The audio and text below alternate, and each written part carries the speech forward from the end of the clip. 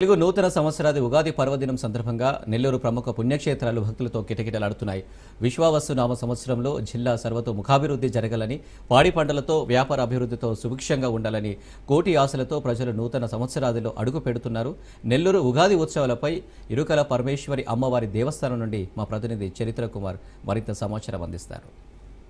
తెలుగు నూతన సంవత్సరాది ఉగాది పర్వదినం సందర్భంగా ఈరోజు దేవాలయాలన్నీ కూడా పెద్ద ఎత్తున భక్తులతో కిటకిటలాడుతున్నాయి. నెల్లూరులోని అన్ని ప్రముఖ పుణ్యక్షేత్రాలకైతే భక్తులు ఈరోజు పెద్ద ఎత్తున హాజరయ్యారు. ఏదైతే ఈ సంవత్సరం విశ్వావసు నామ సంవత్సరాన్ని ఉద్దేశించి తమ జీవితాల్లో వెలుగులు నిండాలని, సంవత్సరం ప్రారంభం నుండి వారు తలపెట్టినటువంటి అన్ని కార్యక్రమాలు నిర్విఘ్నంగా ముందుకు సాగాలి అనేటువంటి కోరికలతో భక్తులైతే పెద్ద ఎత్తున ఈరోజు పుణ్యక్షేత్రాలకు చేరుకుంటున్నారు. ఈరోజు నెల్లూరు మూలాపేట ఇరుకల పరమేశ్వరమ్మ దేవస్థానం వద్ద మనం ఉన్నాం. ఈ రోజు మనం ఒకసారి చూస్తే భక్తులు పెద్ద ఎత్తున కూడా క్యూ లైన్ లోకి ఉదయం నుంచి కూడా బారులు తీరి ఉన్నారు. అమ్మవారి దర్శనం చేసుకునేందుకైతే భక్తులు పెద్ద ఎత్తున కూడా క్యూ లైన్ లోకి వచ్చినటువంటి పరిస్థితి. వచ్చేటటువంటి భక్తులకు ఎలాంటి అసౌకర్యం కలగకుండా కూడా ఇక్కడ అన్ని ఏర్పాటు చేసిన పరిస్థితి. ఇక్కడ భక్తులు ఉన్నారు. సార్ చెప్పండి, ఏర్పాట్లు ఎలా ఉన్నాయి? ఈ రోజు మీకు ఇక్కడికి వచ్చిన పరిస్థితులు బాగున్నాయి. అంటే గతంలో మీరు వచ్చారు, ఇప్పుడు ఎలా ఉన్నాయి?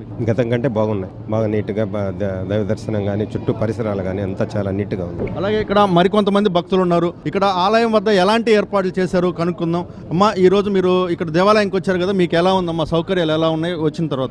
ఫ్రీది టికెట్, 20 రూపాయల టికెట్ తీసుకొని ఇదే ఫ్రీది ఇది. అలాగే ఈ రోజు భక్తులు కూడా పెద్ద ఎత్తున క్యూ లైన్ లో ఉన్నారు. కొంత సౌకర్యాల విషయంలో కొంత 25 రూపాయలకి జనరల్ కూడా ఒకే లైన్ లో పంపిస్తారంటూ కూడా కొంత అసంతృప్తి కూడా ఇక్కడ ఉంది. అలాగే ఏదైతే ఇరుకల పరమేశ్వరి దేవస్థానానికి సంబంధించి భక్తులు పెద్ద ఎత్తున ఇటు క్యూ లైన్ లోంచి బయటకు రావడం, వచ్చినటువంటి భక్తులు క్లాష్ కాకుండా ఉండేందుకు కూడా క్యూ లైన్ కూడా టర్న్ చేసిన పరిస్థితి ఉంది. అలాగే ఈ భక్తులు బయటకు వచ్చిన తర్వాత ఇక్కడ మండపంలో ఆశీర్వచనం ఇచ్చేందుకు కూడా ప్రత్యేక ఏర్పాట్లు చేశారు. ఇక్కడ మండపంలో వచ్చినటువంటి భక్తులకు ఆశీర్వచనం ఇస్తారు.